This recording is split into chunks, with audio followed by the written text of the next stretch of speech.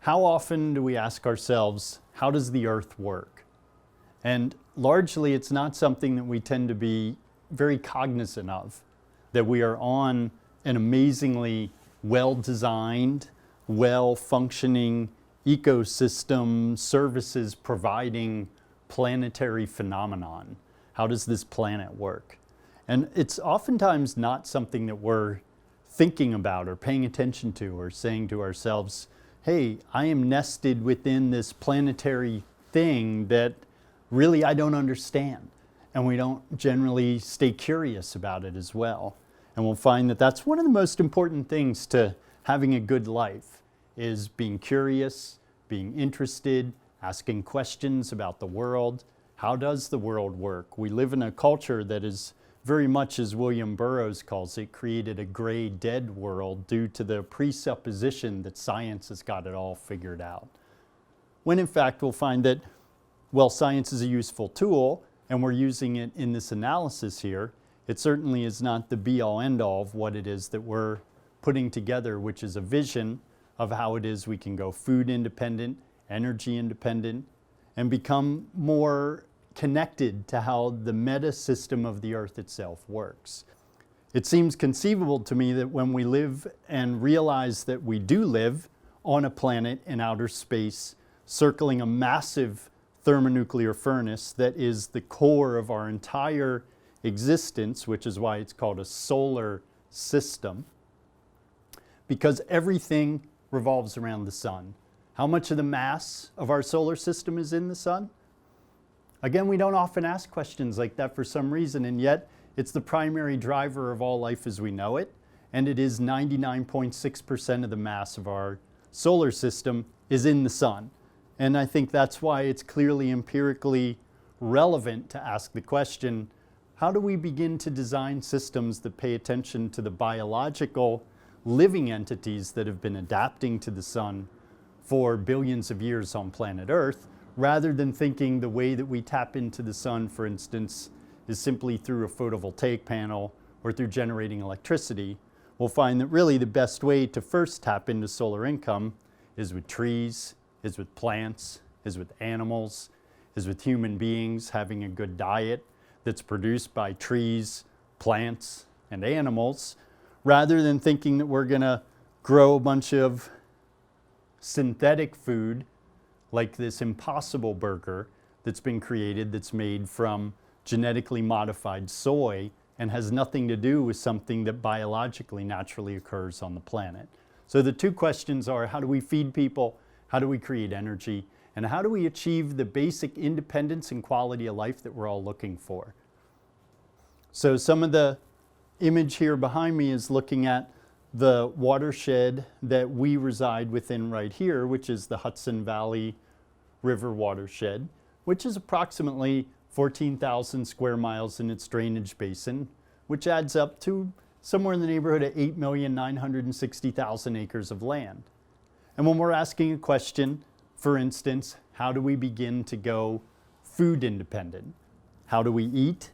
And how do we eat in a way that makes sense for where we live? And the second one is energy. How do we have material comforts? How do we take, as I like to say it, a long hot shower and not feel guilty about it because it requires huge standing militaries, giant nuclear power plants, and strip mining in West Virginia in order to be able to do things like take a hot shower, cook our food, have lights on at night. It seems to me that these are fairly domestic and mundane activities that could be achieved with a lot more elegance and a lot more finesse. And what the present system does is what I like to characterize as bludgeoning diversity and complexity with homogeneity, uniformity, and centralized power, energy, and food systems. And we have a population that's held hostage to a global import-export economy just to have the basic needs of their lives met. For instance, dinner on the table, clothes on their back, lights on at night, heat in the wintertime. The Hudson, because it is so large, 8,960,000 acres of land, we're going to boil it down to a sub-watershed. And what we're going to be looking at here in particular is the Rondout watershed in Ulster County. The Rondout is a sub-watershed of the Hudson, and it takes up about 1,124 square miles of land. The drainage basin is referring to when rain lands in that particular pattern on the planet, it ends up in the Rondout. The Rondout is the main stem here that we're looking at that starts here at a reservoir that feeds New York City through an aqueduct system and then flows out of the dam and flows actually, unusually for river systems in the northern hemisphere, it flows north rather than south to the city of Kingston where it hits the Hudson. The real opportunity to go food independent and energy independent in part is connected to the ability for them to begin to have a visual and a geographic understanding of where they live. And this is where the Center for Bioregional Living resides, as we are right in the Bioregional sub-watershed of the Hudson. And this is part of why it's a focus area for our study.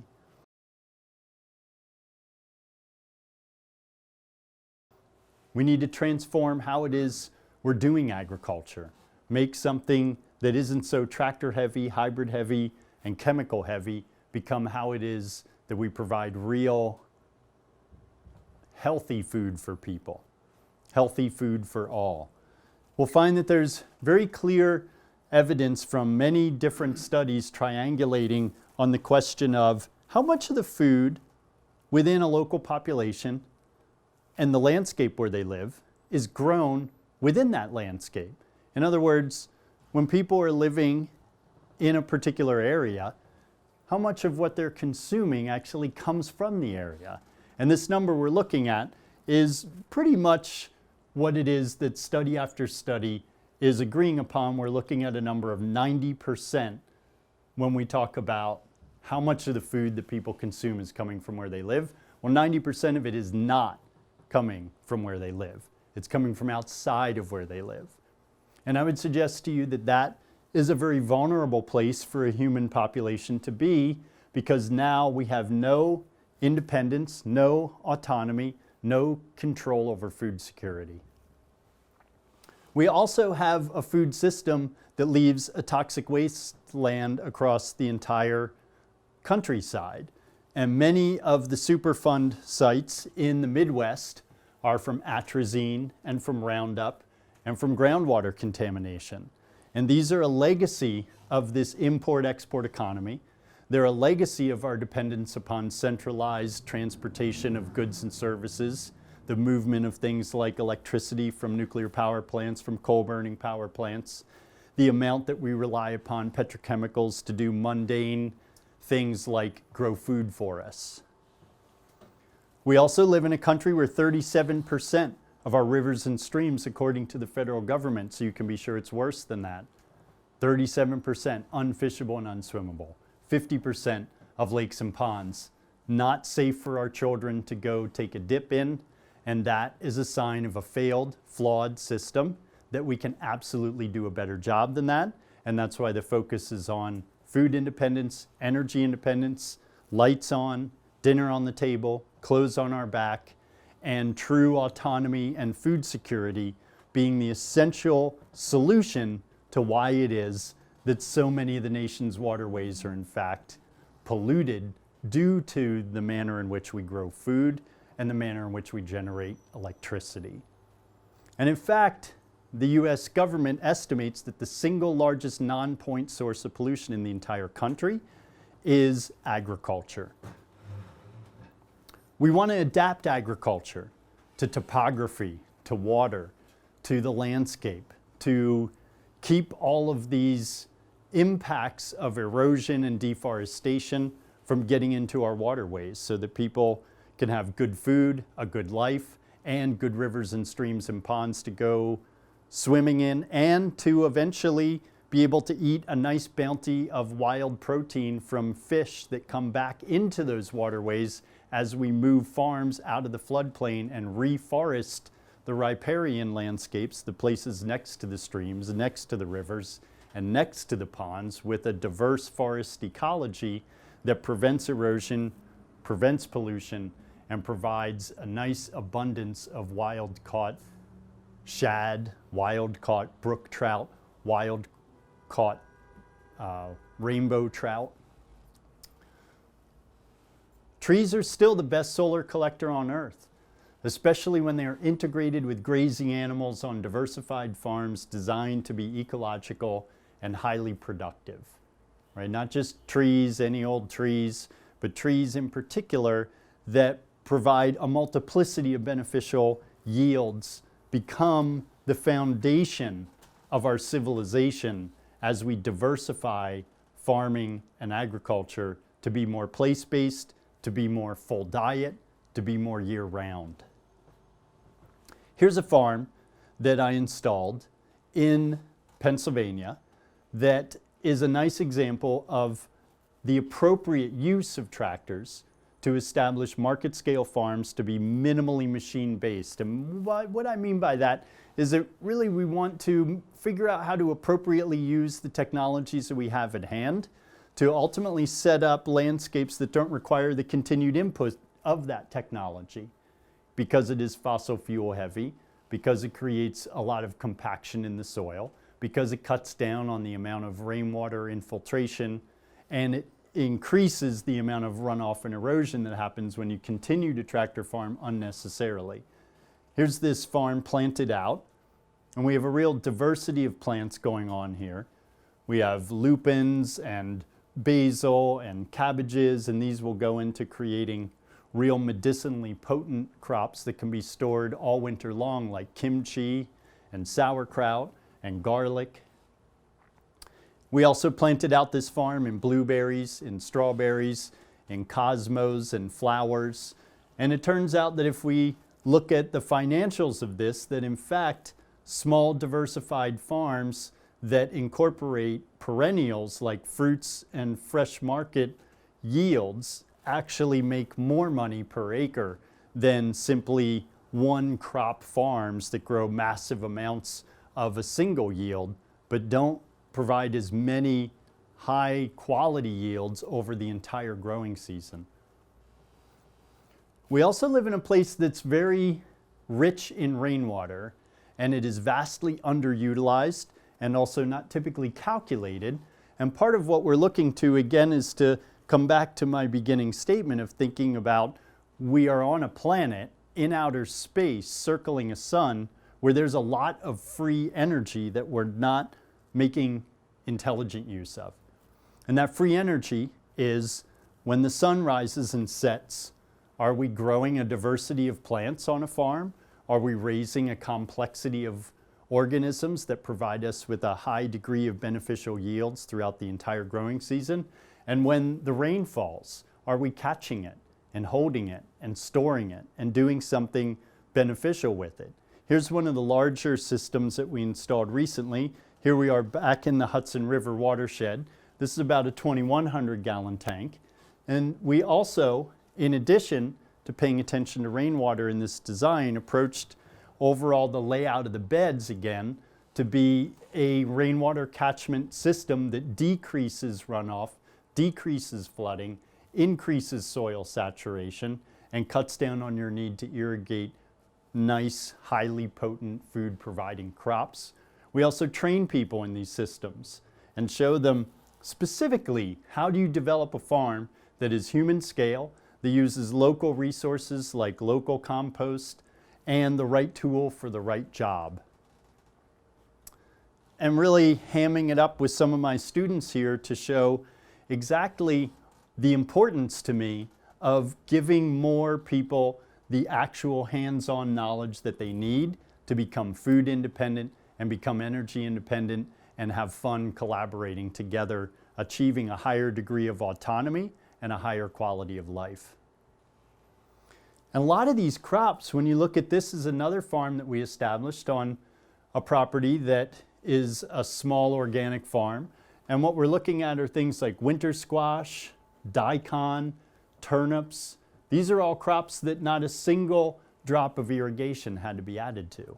And they're crops that provided a very high degree of income benefit because we could turn them into fermented foods, We could store them in underground root cellars for a nice degree of food security in the wintertime, in particular the winter squash.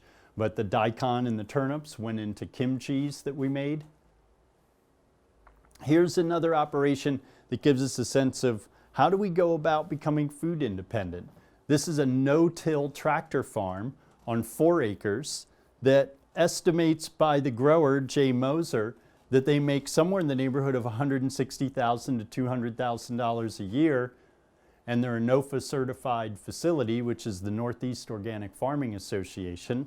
One of the really rich opportunities when we begin to scale up this question of food independence and energy independence is a missed opportunity when we look at many of the pre-existing studies. So here we're looking at a study from Scenic Hudson, and you can see this tendency within farm analysis of how much food could we grow within 100 miles of New York City to say, well, we can only grow it right along the Rondout River, when in fact we can grow vast amounts of food in other parts of Ulster County. There's also a huge amount of waste that's going on in the present system. It's estimated that 1/3 of all food in the US is wasted, is actually destroyed, lost, mishandled, damaged before anybody even gets to eat it. So there is a lot of opportunity to improve our capacity to become food independent by tapping into this wasted food to produce compost, which enables us to grow in places other than prime agricultural soils, because then we can take that compost from the 1/3 of wasted food and grow in places that are less than prime, less than ideal. And as we zoom in on the Rondout and begin to say, well, given that most studies are saying approximately we need a little less than 2 acres per person, how much food independence can we achieve within the Rondout drainage?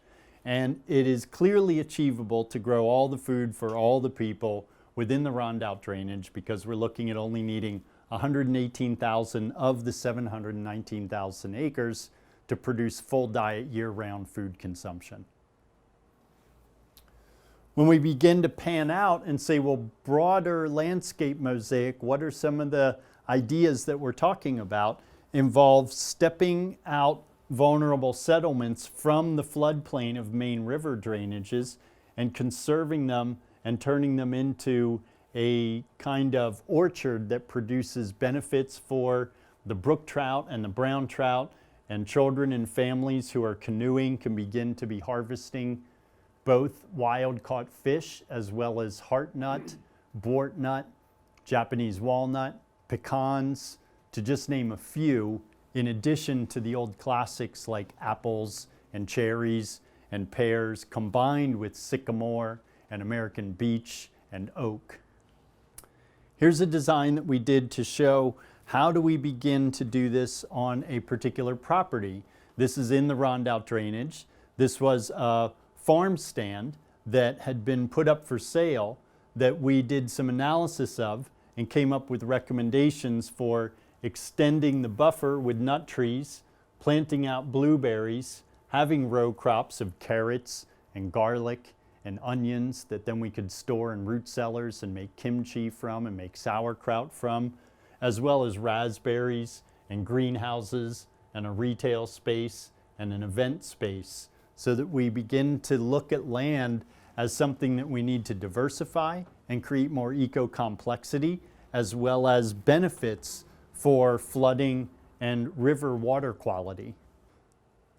Again, we'll find many organizations that all agree that the Hudson River watershed is a thriving opportunity to begin to create more entrepreneurial endeavors to generate income through food production. So the potential for just beginning to tap into the financials that are estimated for food consumption in the tri-state area is a number somewhere in the neighborhood of $860 million that is looking to be spent within the tri-state area for local organic food, and right now is not finding any opportunity to do so. Tap into this massive thermonuclear furnace that's 93 million miles away, pouring vast quantities of energy over the earth every day, rather than depending upon all these ground extracted rare materials like uranium and petroleum. When we look at the numbers to go energy independent, we'll see that we create a vast array of jobs. Here we're looking at some numbers that Stanford University generated, and they estimate that the number of jobs that we'll generate by going 100% renewable is about 52 million jobs that will be created as we transition the U.S. economy from being a fossil fuel and nuclear energy hog with a crazy array of pollution legacies, rather creating an energy system that uses offshore wind, uses tidal power, uses biogas, uses solar thermal, as well as photovoltaic. In China, 600,000 people work in a passive solar hot water system that right now we will be advocating as part of what we bring to the Rondout and we bring to the Hudson watershed. And in China, this passive solar thermal hot water technology provides all the hot water for a third of all the homes in China. This enabled the Chinese population to offset the need to build 40 nuclear nightmares.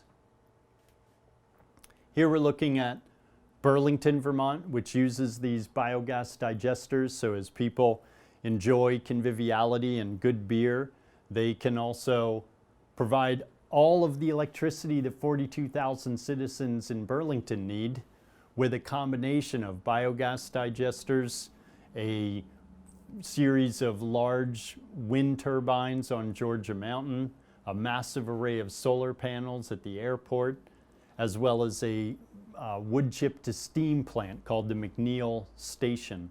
The Magic App Brewery in Vermont makes good beer and provides energy and compost from their wastewater. A biogas fueled electric generator in Staten Island actually powers 20,000 homes in Staten Island. Thus, the city of New York makes $23 million off of the Fresh Kills landfill, taking the methane and powering a generator from it, that then they sell back the electricity to 20,000 homes within Staten Island. And no nuclear power plant in the entire country has ever made a profit because they cost so much to build. And then when you're done generating electricity, done making hot water, you've still got biosolids that you can make excellent fertilizer with.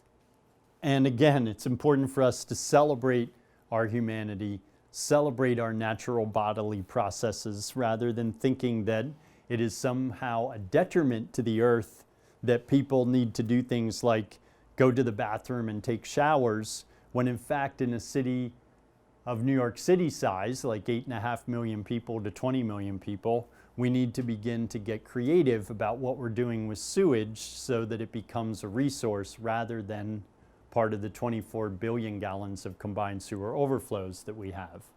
In China, these biogas plants right now power 40 million homes.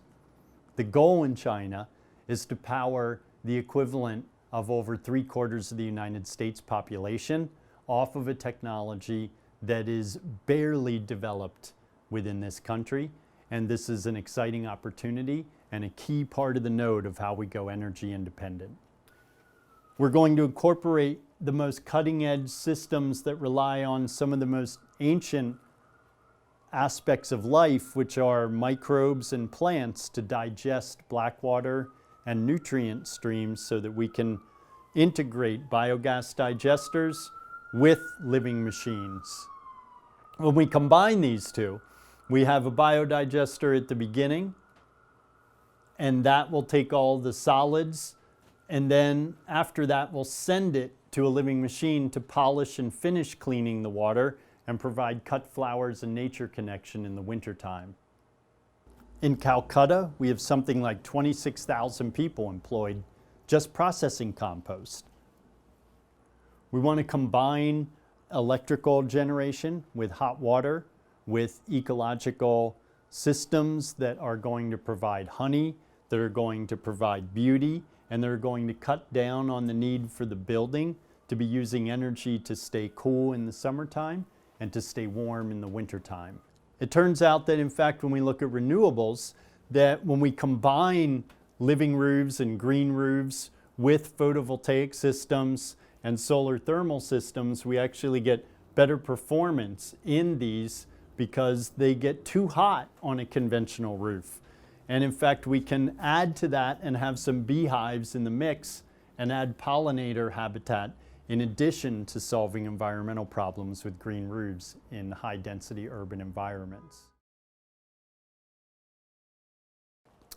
And this is about a vision that connects cities to countries, that helps regions to become more self-reliant for energy and for food, beginning to map out areas that can be interconnected, where we create flyways, where we create natural pollinator corridors, where we create bike trails and connectivity.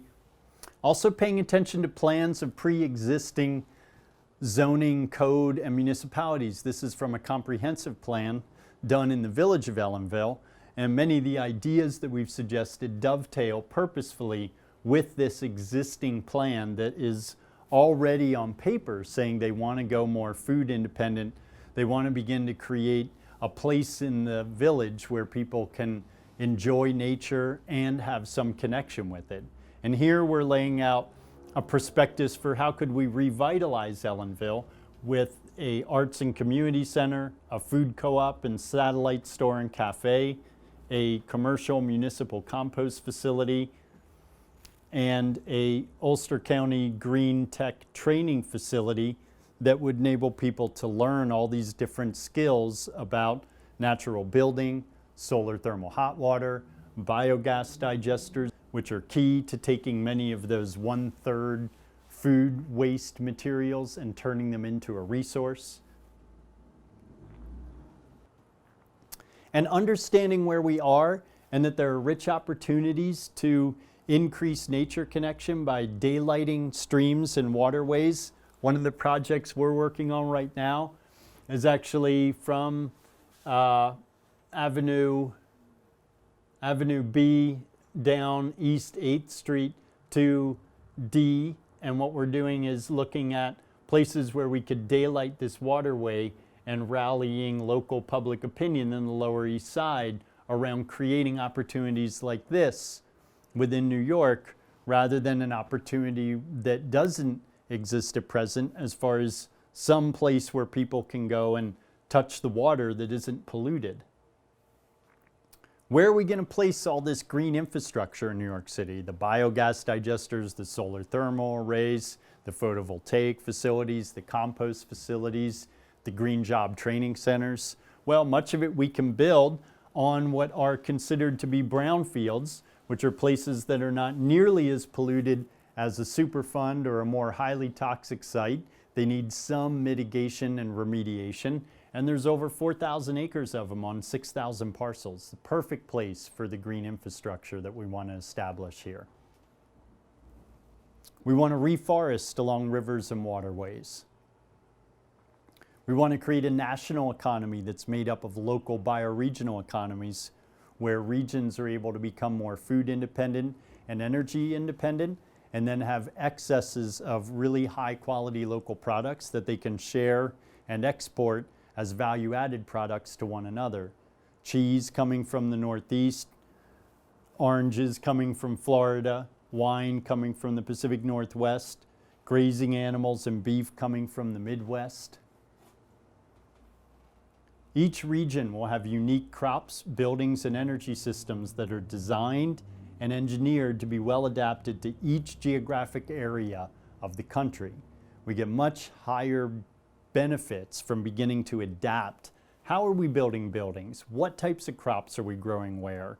How are we engineering things to be more adapted to where we're actually building them and installing them? Farms, energy, towns, and infrastructure. Because at present, we're vulnerable, we're held hostage, we're very food insecure, we have many food deserts, we have a lot of Americans who don't feel that they have access to the basic necessities of life.